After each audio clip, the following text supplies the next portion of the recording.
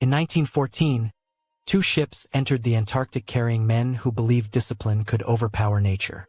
One of them would disappear beneath ice and history. The other became one of the most brutal survival stories ever documented. Ernest Shackleton and his crew aboard the Endurance were trapped after the ship became locked in pack ice in the Weddell Sea. For months, the vessel groaned under pressure as frozen water slowly crushed wood, steel, plans, certainty, and identity. These men had not signed up for comfort, but even they were not prepared for the psychological erosion that comes when every day becomes repetition, uncertainty, cold, hunger, and delay. Imagine waking up with no progress to measure, no victory to celebrate, no guarantee of rescue, only another day of wind sharp enough to cut exposed skin, boots soaked with freezing slush, and the unbearable knowledge that your body is losing energy faster than hope can replace it. The real threat was not starvation first, not frostbite first. It was mental collapse. The diaries from the expedition reveal something disturbing. The hardest enemy was monotony. Not danger, but sameness. The mind did not begin breaking during catastrophe. It began breaking during routine discomfort repeated without relief. A modern person might imagine resilience as something activated in dramatic moments, during crisis, loss, or sudden pain. But the Antarctic taught a crueler lesson. Human beings are not usually destroyed by one overwhelming event. They are slowly dissolved by hundreds of tolerable ones. One cold morning, one postponed task, one avoided conversation, one skipped effort, one surrender so small it feels invisible. Until one day, what disappeared was not motivation. It was capacity, and most people never notice the moment it happens. There is a modern illusion so widespread that almost nobody questions it. That if life feels difficult, something must be wrong. Discomfort is now interpreted as a warning sign. Boredom feels like failure. Frustration feels like misalignment. Resistance feels like evidence you should stop. Entire industries have been built around reducing friction from human existence. Food arrives before hunger matures. Entertainment arrives before silence deepens.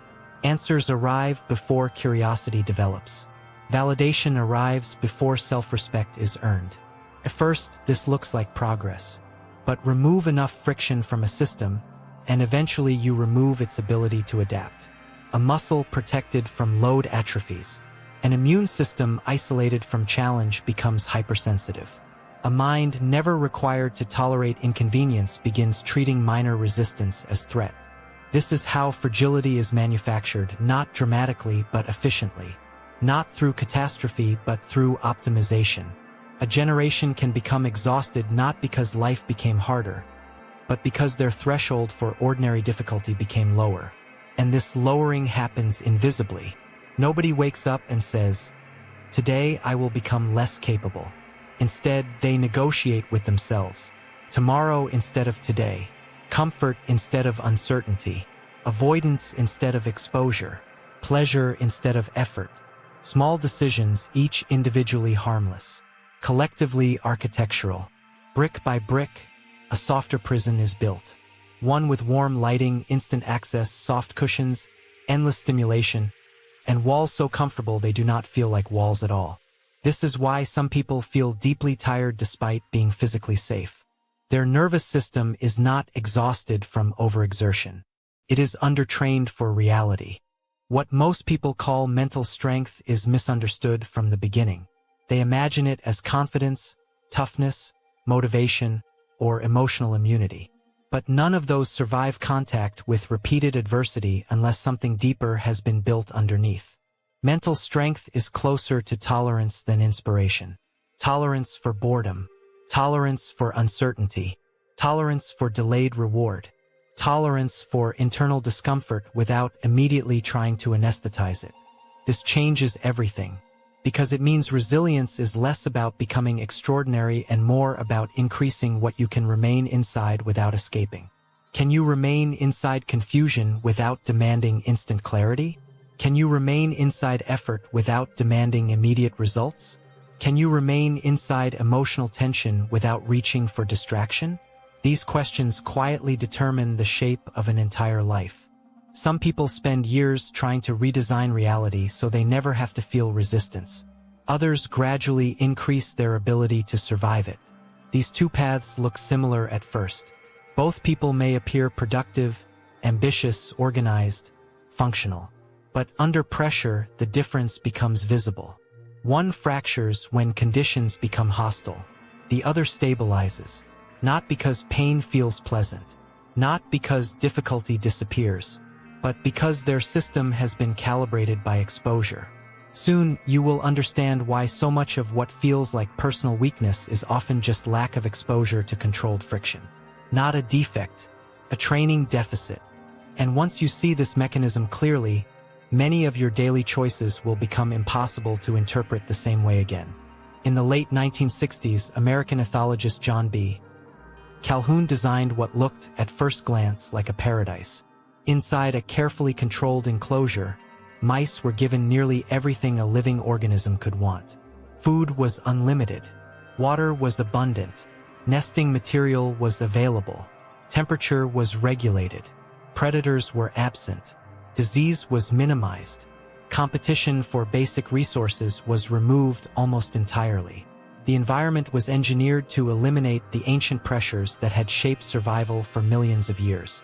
No famine, no weather, no scarcity, no external threat, only security, only abundance, only comfort. Calhoun called one of these environments Universe 25. At the beginning, the results seemed almost ideal.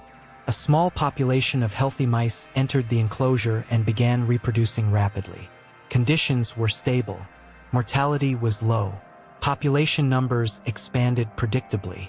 This is where most people would expect the experiment to end as proof of a simple equation. Improve conditions, improve life. More safety equals more flourishing. More comfort equals more well-being. But biological systems are rarely so obedient to human assumptions. Because organisms are not shaped only by what they consume. They are also shaped by what they must overcome. And inside Universe 25, something strange began forming beneath the surface. Not immediately, not dramatically. No explosión. No habeas catastrophe. Just subtle behavioral distortions. Tiny shifts in interaction. Changes so small they would have been easy to dismiss if Calhoun had not been documenting everything with obsessive precision. Paradise had been created. And yet, hidden inside ideal conditions, the first fractures were already forming. Not because life had become harder, but because it had become too easy. As the population increased, Calhoun observed a pattern that should not have existed in a thriving environment. The enclosure had resources. Space was not yet exhausted. No external crisis had emerged. And yet behavior began deteriorating. Mothers became less attentive to offspring. In some cases, maternal care weakened or failed entirely. Infant mortality increased despite the absence of starvation or environmental danger. Aggression also changed. Not the functional aggression of survival, territory defense, or reproductive competition. Something less rational. More chaotic. More socially corrosive. Male mice began engaging in abnormal conflict patterns, sometimes attacking without clear cause, failing to establish stable hierarchies, or withdrawing from social roles altogether. Others clustered together in dense social zones despite available space elsewhere, creating unnecessary crowding and escalating stress. This was one of Calhoun's most disturbing observations. The collapse was not caused by material deprivation. It emerged inside abundance. The system was materially rich and behaviorally unstable. Contradiction. One that should feel uncomfortable, because it suggests that removing hardship does not automatically create psychological health. Sometimes it removes the very conditions required to maintain it. Challenge had not simply been an obstacle to these animals. It had been structure, a hidden organizer, a demand system forcing interaction, adaptation, territorial order, reproductive competence, and behavioral regulation. Without enough meaningful friction, the social architecture began softening, then distorting, then degrading. This is what made Universe 25 so unsettling. Nothing visibly terrible needed to happen. No predator entered. No food disappeared. No winter arrived. And still, dysfunction began growing from within, like rot inside polished wood. Invisible at first, then impossible to ignore. Eventually, Calhoun identified a subgroup of mice that became especially symbolic of the experiment's darker implications. He referred to them informally as the beautiful ones. These mice withdrew almost entirely from social complexity. They did not fight. They did not compete for mates. They did not defend territory. They showed little interest in reproduction or the behavioral demands necessary to sustain population life. Instead, they dedicated themselves to eating, sleeping, and grooming. Their bodies remained physically intact. Their fur was often unusually clean. They appeared healthy by superficial standards. Untouched, polished, passive. This made them visually deceptive, because from the outside, they resembled success. No wounds, no scars, no visible suffering. And yet they had functionally abandoned participation in life. They had become consumers without meaningful engagement, biologically present, behaviorally absent. This image is difficult to ignore. An organism insulated from meaningful struggle can begin preserving itself while simultaneously ceasing to develop. Alive but no longer adapting. Safe but no longer fully participating. Protected but increasingly disconnected from the behaviors that once made long-term survival possible. Calhoun did not describe this as flourishing. He saw it as part of a deeper collapse. A breakdown not of physical maintenance, but of social and behavioral purpose. The frightening detail is not that these mice suffered visibly. It is that some forms of decline are almost aesthetic. They look calm. They look stable. They even look enviable, until you realize nothing vital is happening underneath the surface. For a long time, stress was treated as a biological villain, a contaminant, an intruder disturbing the natural balance of the body. The logic seemed obvious. If an organism is pushed beyond comfort, something harmful must be occurring. Discomfort meant damage. Tension meant dysfunction. Pressure meant threat. But in 1936, a young endocrinologist named Hans Selye began noticing something strange while studying laboratory rats. He was not initially searching for a grand theory of human adaptation. He was conducting experiments involving hormone extracts, injecting rats with various substances to observe physiological responses. Yet across different conditions, he kept encountering a pattern that refused to disappear. The rats often developed similar biological changes regardless of the specific harmful agent used. Enlarged adrenal glands, shrunken lymphatic structures, gastrointestinal ulcers, different insults, similar systemic response. This observation disturbed the usual way of thinking. The body did not merely react to one specific problem at a time. It seemed to possess a broader, generalized response to challenge itself, as if the organism cared less about the precise form of difficulty and more about the fact that difficulty existed at all. This was a radical shift, because it suggested stress was not simply about isolated threats. It was about adaptation pressure, a demand placed on the organism requiring reorganization. Not every stressor was identical, but many activated a common survival architecture, something ancient, automatic, built into life itself. Selye would later give this process a name that reshaped modern biology: general adaptation syndrome, a framework proposing that organisms do not merely suffer under stress. They enter a structured process in response to it. And what happens inside that process reveals something most people misunderstand completely. The presence of stress does not automatically mean something is going wrong. Selye described the first stage of this process as alarm. An organism encounters a stressor. Something changes. Stability is interrupted. The body immediately detects threat or challenge and mobilizes resources. Heart rate changes. Hormonal cascades activate. Energy is redistributed. Attention narrows. Systems prioritize survival. This phase is often what people experience most vividly. The initial discomfort, the shock of difficulty, the jolt. And because this phase feels unpleasant, Many assume the experience itself is evidence of harm. But alarm was never designed to be comfortable. It was designed to initiate adaptation. A signal, not a verdict. A call to mobilize, not proof that the organism is broken. This distinction matters more than it seems, because modern interpretation often confuses activation with pathology. A racing heart before public speaking is treated as malfunction. Muscle soreness after training is treated as warning. Emotional friction during uncertainty is treated as evidence that something must be avoided. But from a biological perspective, activation is often the first indication that adaptation has begun. The system is not necessarily failing. It is reallocating, reorganizing under demand, preparing for a new load. This is deeply counterintuitive. Humans are drawn toward immediate relief, toward reducing the sensations associated with challenge as quickly as possible. Yet the organism itself does not interpret all discomfort as damage. Sometimes discomfort is simply the cost of entering a new equilibrium, an invitation into a process that cannot begin without disruption. Without alarm, nothing changes.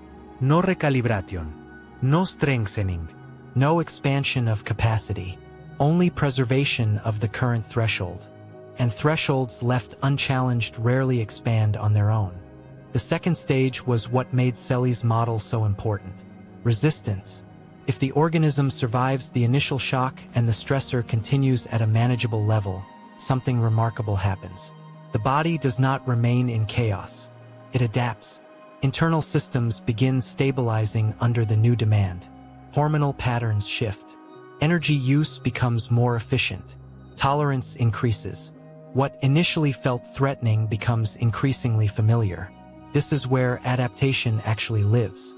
Not in comfort, not in the absence of demand, but in the sustained encounter with tolerable challenge. Resistance is the phase during which strain is metabolized into capacity. The organism is no longer merely enduring. It is reorganizing itself around a higher threshold. This is the biological foundation behind training. Why repeated physical load can strengthen muscle.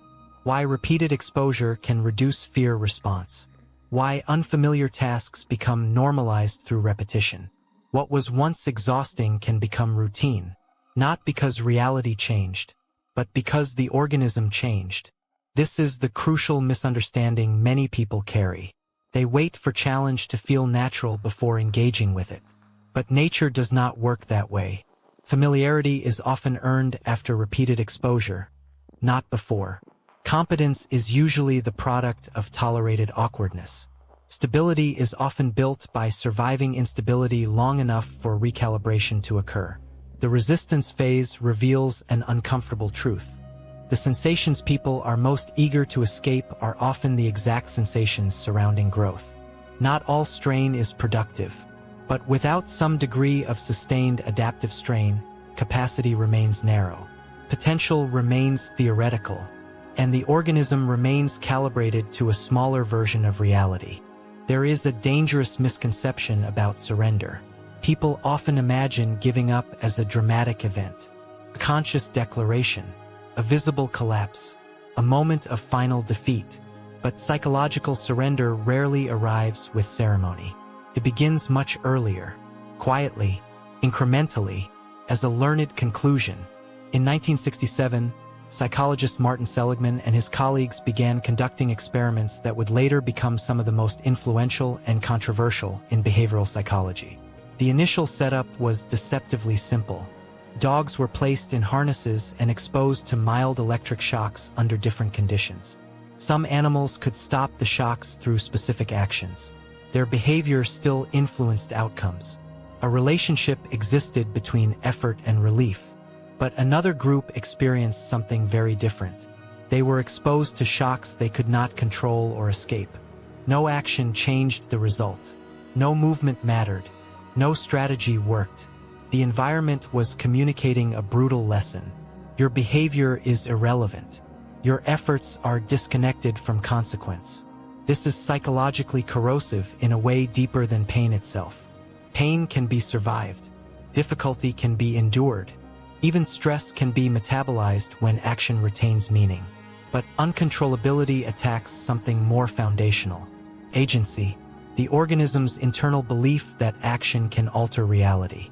And once that belief begins degrading, something subtle changes. The external environment may remain identical, but internally the map reorganizes, not around possibility, around futility. This is where helplessness does not begin with weakness. It begins with repeated evidence that effort appears useless, a far more dangerous condition, because organisms can endure extraordinary discomfort. What they struggle to survive is the conclusion that nothing they do matters. The most disturbing part of Seligman's experiment did not occur during the initial exposure. It emerged afterward. Later, the dogs were placed inside a shuttle box divided by a small barrier. A shock could be escaped simply by jumping over the barrier to the safe side. The solution was physically available. The exit was visible. Relief was accessible. And many dogs who had previously experienced control learned quickly. Shock, jump, safety, a simple sequence.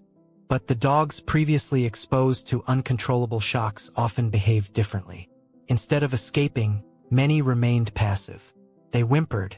They lay down. They endured discomfort even though escape was now possible.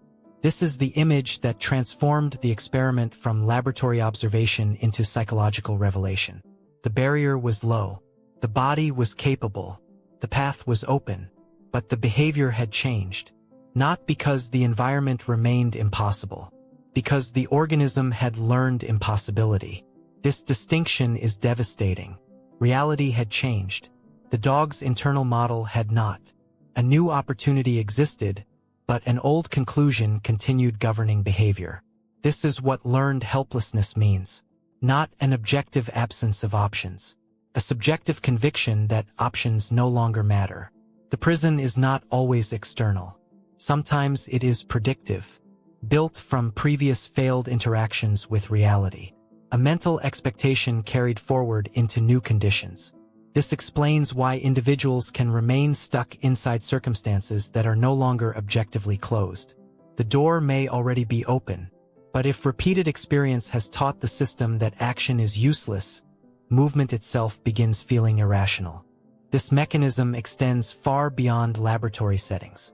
Seligman's findings helped establish a framework for understanding how repeated exposure to uncontrollable negative events can alter future behavior. Not just temporarily, structurally. An organism begins conserving energy by withdrawing effort where effort is no longer expected to matter. At first glance, this can resemble laziness, apathy, lack of ambition, low motivation, but those descriptions often miss the deeper architecture underneath. Sometimes passivity is not absence of desire. It is learned inefficiency of action. A system updating its model of reality based on previous failures of control. This is why avoidance becomes so psychologically dangerous. Every avoided attempt can quietly reinforce a prediction. Action will not help. Discomfort is not worth entering. Failure is likely. Withdrawal is safer. Over time, these predictions accumulate. And what began as isolated disappointments can crystallize into worldview. Not this task is difficult, but effort is pointless. Not this attempt failed, but my behavior does not influence outcomes.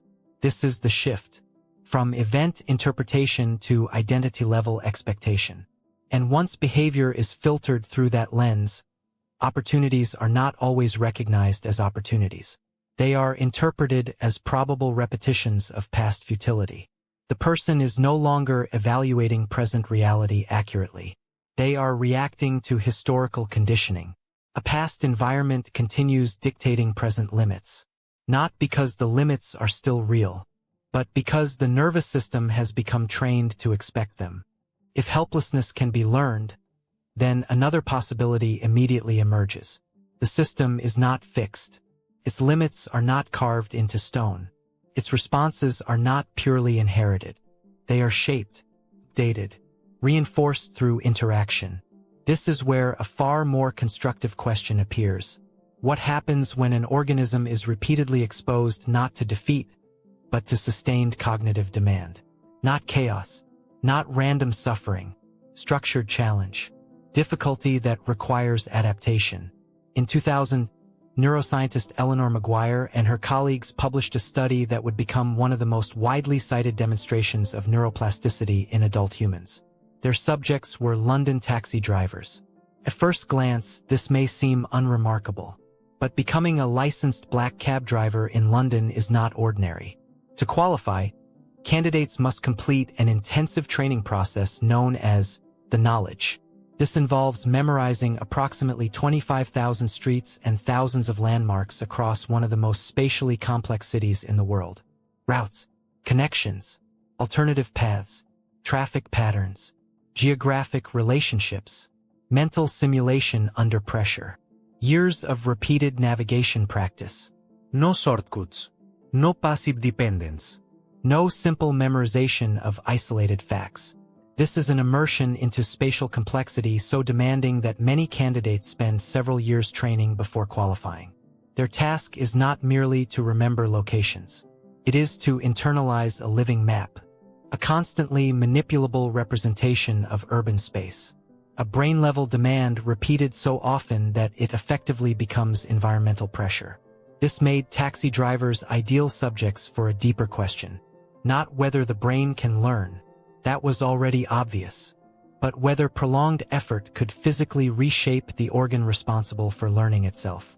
Maguire's team used structural MRI scans to compare the brains of licensed London taxi drivers with control subjects. They were especially interested in a brain structure called the hippocampus.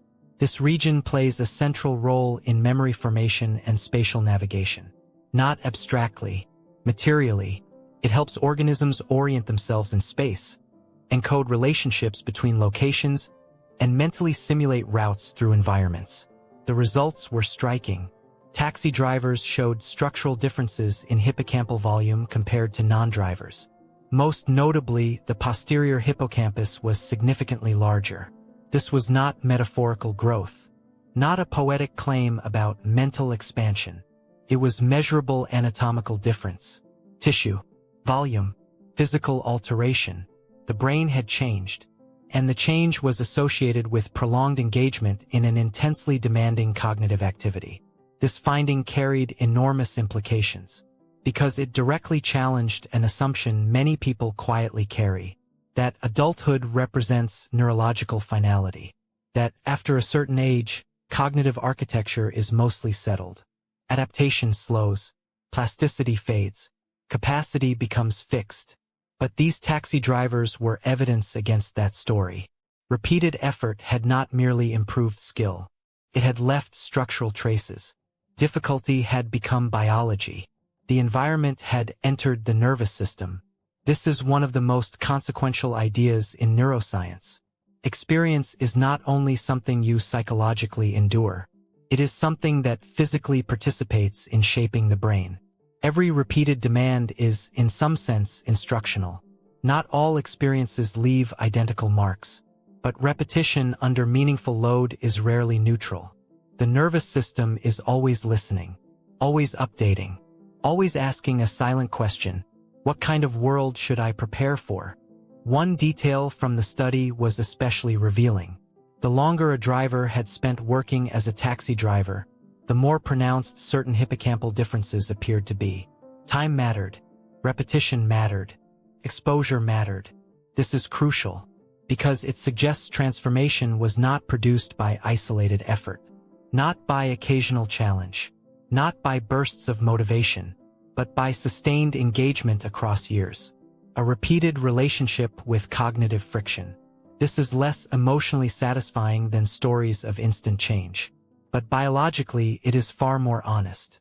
Systems do not usually transform because of one heroic moment. They reorganize through accumulated demands.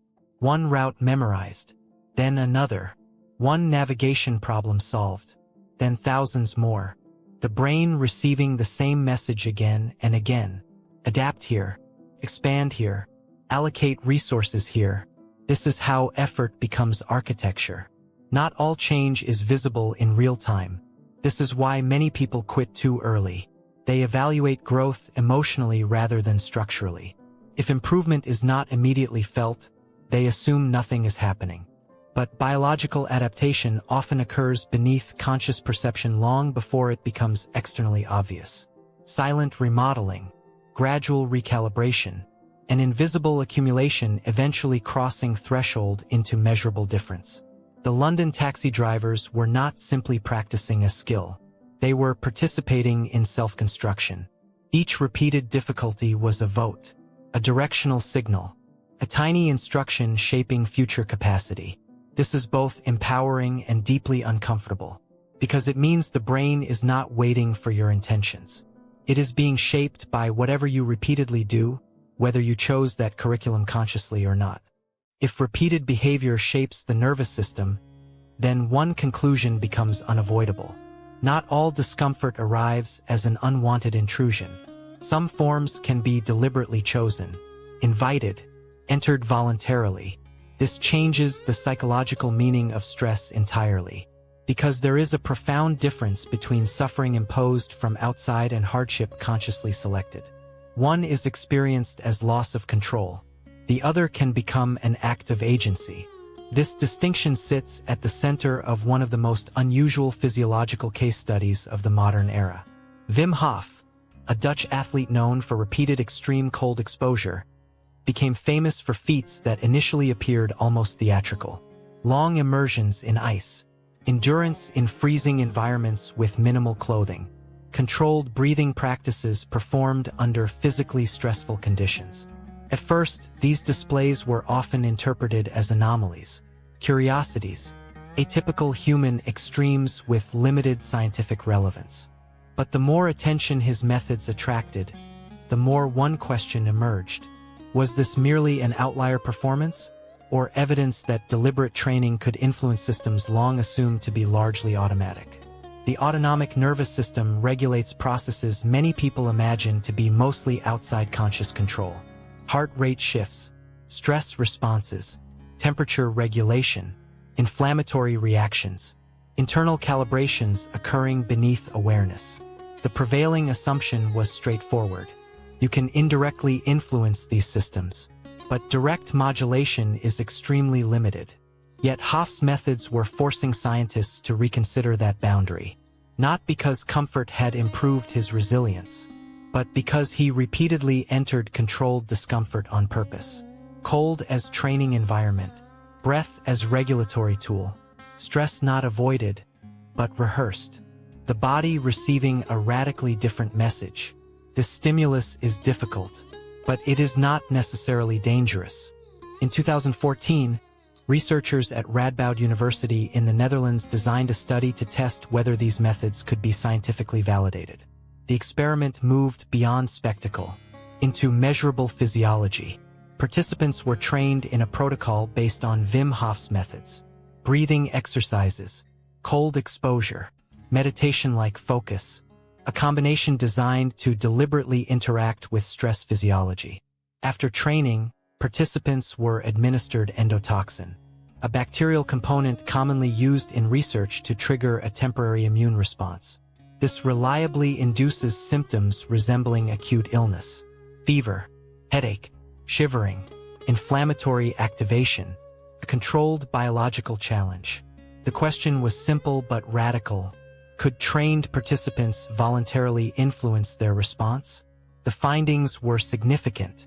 Compared with control subjects, trained individuals showed increased epinephrine levels and attenuated inflammatory responses. Pro-inflammatory cytokine levels were reduced. Symptoms were modulated. Their physiological reaction differed. This was deeply consequential, because it suggested that through training, humans could influence processes once assumed to be only passively endured. Not complete domination over biology, not magical immunity, but measurable modulation, a shift in the relationship between person and stressor. The stimulus remained real. The cold remained cold. The endotoxin remained biologically active. But the organism's response was no longer purely reflexive. There had been intervention. Training had inserted agency into a domain often treated as automatic. This matters psychologically as much as physiologically. Because helplessness is reinforced when stress feels like something that simply happens to you. Control begins returning the moment participation re-enters the equation. What makes this story psychologically powerful is not merely the cold. Cold is just one medium, a controllable source of discomfort, a training stimulus. Its deeper significance lies elsewhere. Voluntary hardship changes narrative position. Instead of waiting for adversity to arrive unpredictably, the individual enters difficulty on chosen terms. This matters because prediction changes physiology. Control changes interpretation. The same stressor can be processed differently depending on whether the organism experiences itself as passive or participatory. This is why deliberate exposure can feel so psychologically stabilizing. Not because discomfort becomes pleasant. It usually does not. But because repeated voluntary contact with challenge teaches a different internal lesson. I can enter difficulty and remain functional. I can tolerate activation without collapse. I can influence my response. This is a radically different script than avoidance. Avoidance teaches, leave immediately, reduce sensation, escape pressure, restore comfort. Voluntary hardship teaches something else. Remain, observe, regulate, continue. This may seem subtle. It is not. These are entirely different relationships with stress. One contracts capacity, the other expands it. The body begins learning that discomfort is not always synonymous with emergency. This widens the range of tolerable experience. More activation can be carried without panic. More uncertainty can be metabolized without immediate retreat. The organism becomes less fragile not because the world softens, but because contact with friction becomes less destabilizing. And this raises an unsettling possibility. How much of what people call lack of confidence is simply lack of repeated evidence that they can survive self-chosen discomfort? There is a moment familiar to anyone who has pushed themselves physically. The body begins sending alarms. Muscles burn. Breathing becomes ragged. The mind starts negotiating. Slow down. Stop here. This is enough. The sensation feels convincing, final even, as if a biological wall has been reached. An objective limit, a hard boundary between what is possible and what is not. But this assumption has been challenged repeatedly by research in exercise physiology. Among the most provocative frameworks is the central governor theory proposed by South African scientist Tim Noakes. His argument was controversial because it attacked a deeply intuitive belief that fatigue is primarily the direct result of mechanical failure, fuel depletion, muscle exhaustion, a body simply reaching its physical end. Noakes proposed something far less obvious, that what people experience as exhaustion is not always a pure readout of physical depletion. It is, at least in part, a regulatory process, a protective mechanism, the brain continuously monitoring multiple physiological signals and modulating effort output to prevent catastrophic failure. Under this model, fatigue is not merely something that happens after the body is broken. It is something generated before breakdown occurs, a form of anticipatory regulation, a system designed not to discover absolute limits by crossing them, but to avoid them preemptively. This reframes exhaustion in an unsettling way. The feeling of being done may not always mean the organism has nothing left. It may mean an internal system has decided continuing appears increasingly risky, not impossible, risky. And that distinction changes everything. Because if the stopping signal is partly regulatory, then the experience of limitation is more negotiable than it feels in the moment. This theory emerged partly from observations that were difficult to explain using purely mechanical models of fatigue. Athletes often retained the ability to produce additional effort even after reporting extreme exhaustion. A final sprint near the finish line. A temporary surge after apparent depletion. A sudden increase in output when stakes changed. If the system were truly at absolute physical failure, these phenomena would be harder to explain. Where did the extra capacity come from? Why did it suddenly become available? Noakes argued that performance is continuously managed through subconscious calculations. Body temperature, oxygen availability, energy reserves, muscle status, environmental conditions. expected duration, perceived threat, all integrated into an evolving model of acceptable exertion. The organism is not simply reacting to current state. It is predicting future consequences, managing risk. This makes fatigue less like a red warning light triggered at a single threshold and more like a dynamic negotiation between preservation and output. The sensation of wanting to stop is therefore not always evidence of objective impossibility. Sometimes it is a persuasive safety signal, a recommendation, an internal vote for conservation. This does not mean signals should be ignored recklessly. That would be a dangerous oversimplification. Protective systems exist for good reason. But it does mean subjective limits are not always identical to objective limits. The experience of, "I cannot continue," may sometimes actually mean something more nuanced. Continuing feels increasingly costly relative to predicted threat. This is psychologically profound, because it suggests that many stopping points are not discovered truths. They are provisional boundaries generated by prediction. There is a seductive myth built into modern culture, that meaningful action should feel emotionally aligned before it begins. That motivation is the proper starting point. A surge of readiness, a wave of inspiration, an internal green light. Without it, people hesitate, delay, wait for a better mental state, a more favorable mood, a cleaner emotional atmosphere. But history repeatedly offers a harsher lesson. Action often cannot wait for emotional permission. And nowhere is this more visible than under conditions where mood becomes almost irrelevant. On September 9, 1965, U.S. Navy pilot James Stockdale was shot down over North Vietnam. He ejected from his aircraft and was captured. This began nearly 8 years of imprisonment, much of it spent in the Hoa Lo prison complex, later known among American POWs as the Hanoi Hilton. The conditions were brutal. Isolation, interrogation, physical abuse, psychological pressure, extreme uncertainty, no timeline for release, no reliable external control, no guarantee of survival. This was not a situation where one could depend on fluctuating emotional states. There was no practical value in asking, "Do I feel ready today? Am I motivated? Do I feel strong enough?" Circumstances had removed the luxury of mood-based action. What remained was something far more durable: behavioral discipline, internal code, deliberate conduct independent of emotional weather. Stockdale understood this quickly. His challenge was not to feel resilient. Such a goal would have been absurd.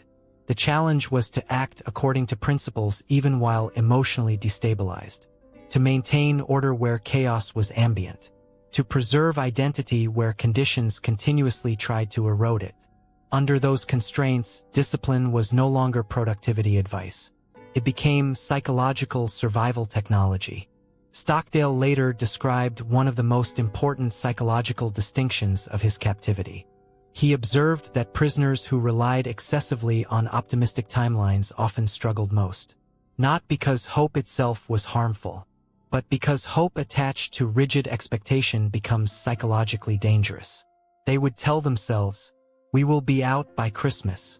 Then Christmas passed, so the timeline shifted. By Easter, by summer, by next year. Each unmet expectation created another collapse, another fracture between imagined future and actual reality. Stockdale instead adopted a different orientation, an approach later popularized as the Stockdale paradox.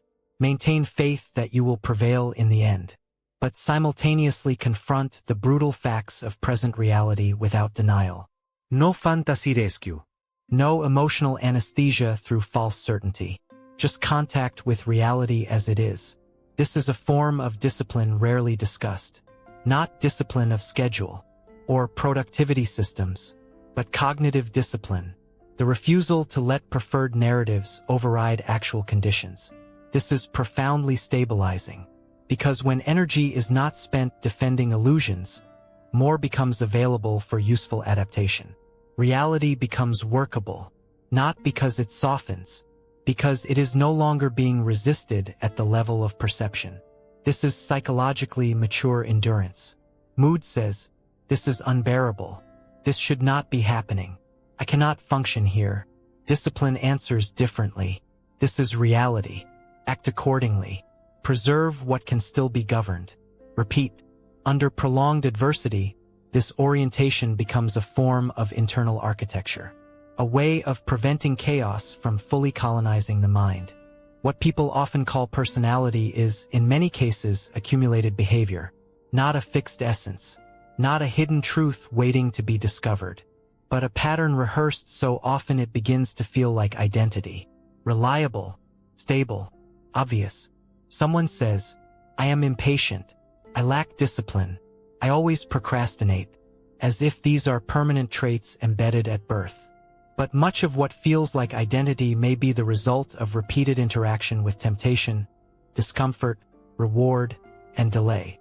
This question became central to one of the most famous psychological experiments of the 20th century. In the late 1960s and early 1970s, psychologist Walter Mischel conducted a series of studies at Stanford University that later became known as the marshmallow experiment. The setup was simple. Young children were seated alone in a room. A preferred treat, often a marshmallow, cookie, or pretzel, was placed in front of them. They were given a choice: eat the reward immediately, or wait alone for a period of time and receive a second reward. One now, or two later. Tiny decision, but psychologically rich, because the child was not merely resisting candy.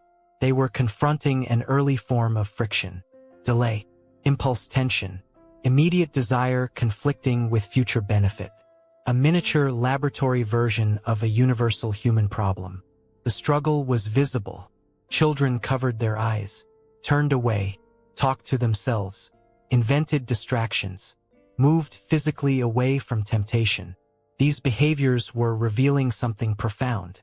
Self-regulation is rarely passive. It is active management of internal tension, a behavioral negotiation with desire. The popular retelling of this experiment often reduces it to a simplistic moral lesson. Children who waited succeeded. Children who did not failed. But the deeper insight is more nuanced. Mischel's research was not simply about willpower as brute force. It examined strategies, attention control, cognitive reframing, environmental manipulation. Children who successfully delayed gratification often did not stare heroically at the marshmallow while suffering. They changed their relationship to the stimulus. They distracted themselves, imagined the reward differently, reduced salience, shifted attention. This matters enormously because it reframes self-control, not as permanent character virtue possessed by a lucky few. This has implications far beyond athletics, because the same architecture appears in many domains of human behavior. Not all quitting is physical. Mental endurance follows similar patterns. Difficult work feels intolerable. Attention fractures. Discomfort rises. The urge to disengage appears. And the internal narrative often arrives with certainty. I am depleted. I have reached my limit. I have nothing left. But these conclusions may also be shaped by predictive regulation, the nervous system constantly balancing expenditure against perceived necessity. If stakes are low, urgency absent, and discomfort high, withdrawal becomes more likely. Not because resources are fully exhausted, because conservation appears strategically preferable. This explains why people can suddenly access energy under changed conditions. A deadline becomes immediate. A crisis emerges. Responsibility increases. Attention sharpens. Output rises. Capacity seems to expand. What changed? Not always the organism's raw resources. Often the prediction model. The brain reassesses importance, threat, reward, and necessity. This does not create infinite ability, but it reveals something uncomfortable. The sensation of limitation is often more psychologically mediated than people assume. What fey? There is a seductive myth built into modern culture. That meaningful action should feel emotionally aligned before it begins. That motivation is the proper starting point. A surge of readiness, a wave of inspiration, an internal green light. Without it, people hesitate, delay, wait for a better mental state, a more favorable mood, a cleaner emotional atmosphere. But history repeatedly offers a harsher lesson. Action often cannot wait for emotional permission. And nowhere is this more visible than under conditions where mood becomes almost irrelevant. On September 9, 1965, U.S. Navy pilot James Stockdale was shot down over North Vietnam. He ejected from his aircraft and was captured. This began nearly 8 years of imprisonment, much of it spent in the Hoa Lo prison complex, later known among American POWs as the Hanoi Hilton. The conditions were brutal: isolation, interrogation, physical abuse, psychological pressure, extreme uncertainty, no timeline for release, no reliable external control, no guarantee of survival. This was not a situation where one could depend on fluctuating emotional states. There was no practical value in asking, "Do I feel ready today? Am I motivated? Do I feel strong enough?" Circumstances had removed the luxury of mood-based action. What remained was something far more durable: behavioral discipline, internal code, deliberate conduct independent of emotional weather. Stockdale understood this quickly. His challenge was not to feel resilient. Such a goal would have been absurd. The challenge was to act according to principles even while emotionally destabilized, to maintain order where chaos was ambient, to preserve identity where conditions continuously tried to erode it. Under those constraints, discipline was no longer productivity advice. It became psychological survival technology. Stockdale later described one of the most important psychological distinctions of his captivity. He observed that prisoners who relied excessively on optimistic timelines often struggled most. Not because hope itself was harmful, but because hope attached to rigid expectation becomes psychologically dangerous. They would tell themselves, "We will be out by Christmas." Then Christmas passed, so the timeline shifted. By Easter, by summer, by next year, each unmet expectation created another collapse, another fracture between imagined future and actual reality. Stockdale instead adopted a different orientation, an approach later popularized as the Stockdale paradox. Maintain faith that you will prevail in the end, but simultaneously confront the brutal facts of present reality without denial. No fantasy rescue. No emotional anesthesia through false certainty. Just contact with reality as it is. This is a form of discipline rarely discussed. Not discipline of schedule or productivity systems, but cognitive discipline. The refusal to let preferred narratives override actual conditions.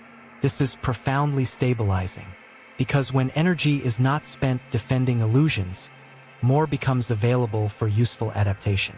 Reality becomes workable, not because it softens, because it is no longer being resisted at the level of perception. This is psychologically mature endurance. Mood says, "This is unbearable. This should not be happening. I cannot function here." Discipline answers differently. "This is reality. Act accordingly. Preserve what can still be governed." Repeat.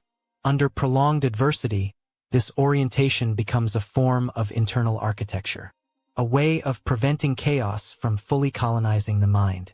Within captivity, Stockdale also helped establish covert systems of communication among prisoners. Simple tapping codes through walls, structured signals, shared information, behavioral rules, tiny acts of organization inside overwhelming disorder. These details matter, because discipline is often misunderstood as merely personal willpower, a solitary force. But under extreme conditions, discipline is frequently environmental, procedural, relational. It creates predictable structure where external circumstances offer none.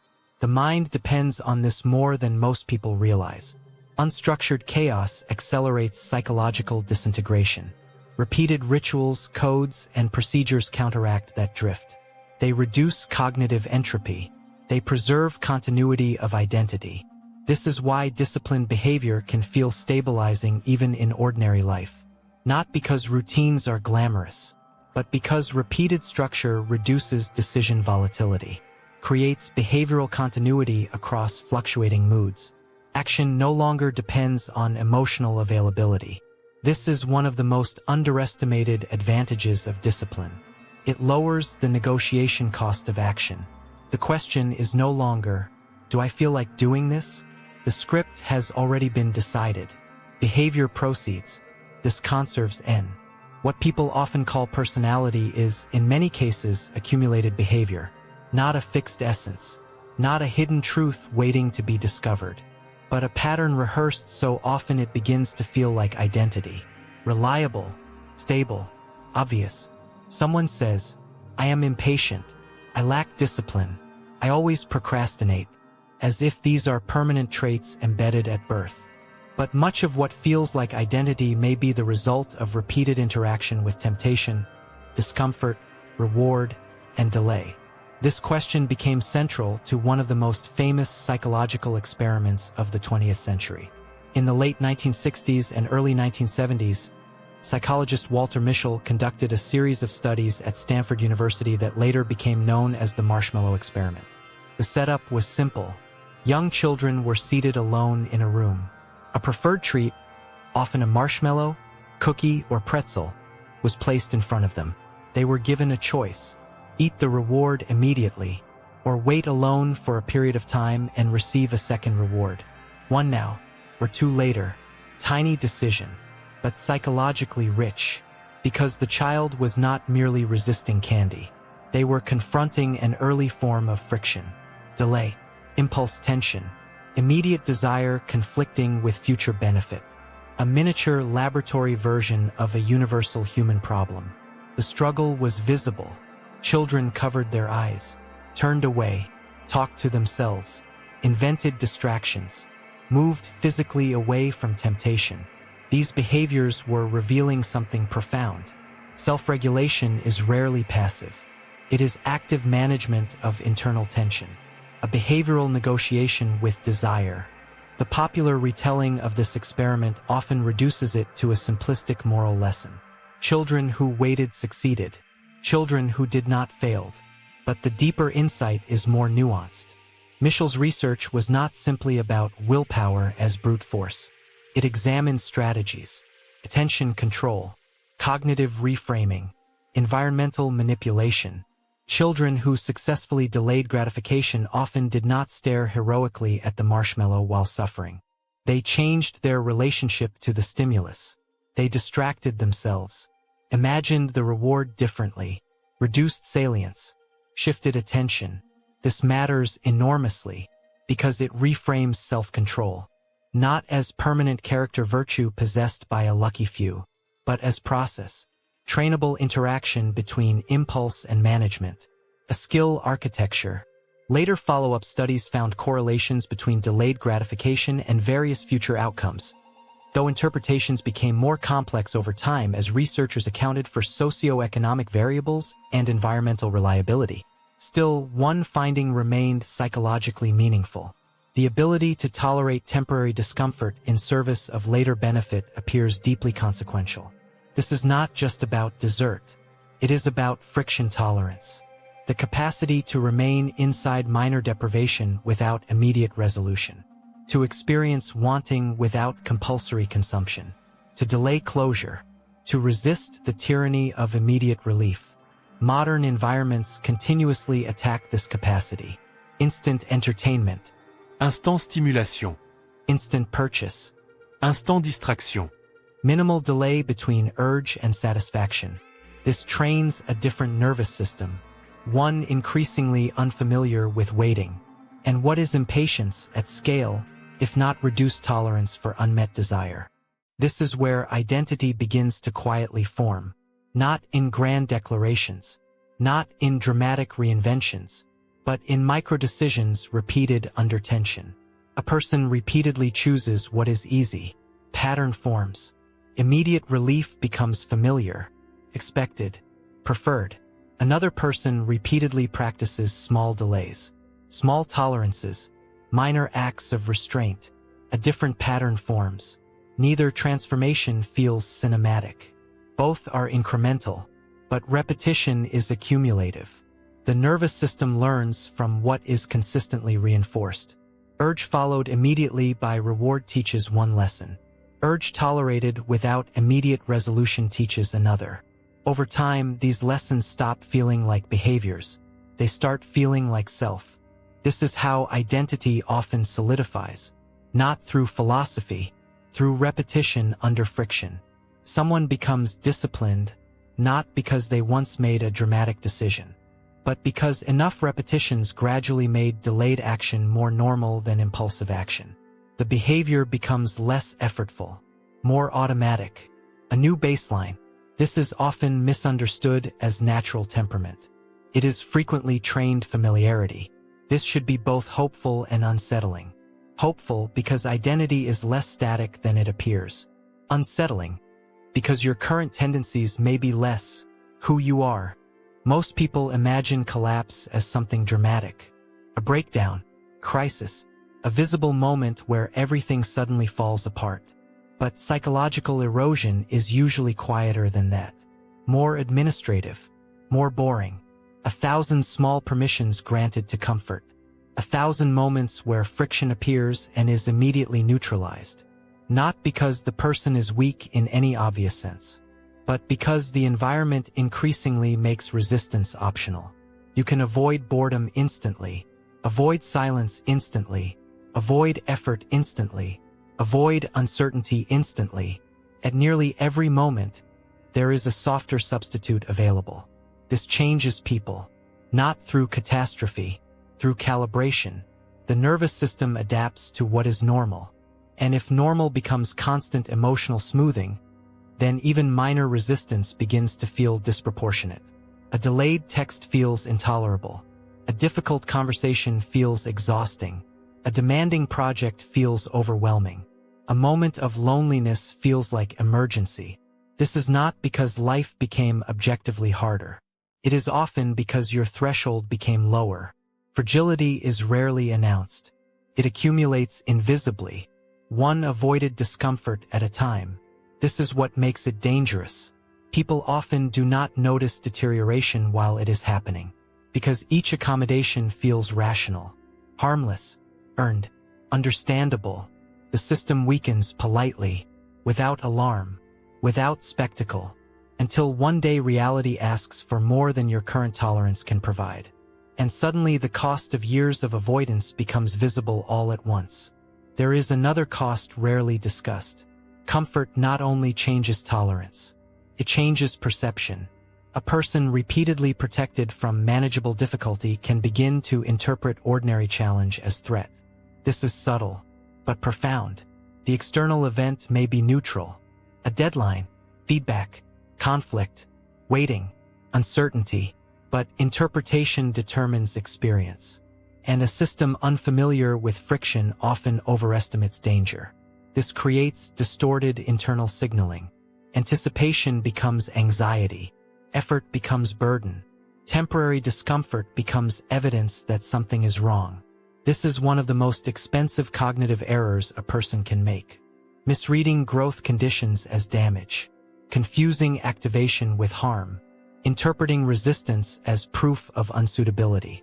Many people abandon meaningful pursuits not because they are incapable, but because they incorrectly interpret the sensations that naturally accompany adaptation. Difficulty feels like misalignment, so they withdraw.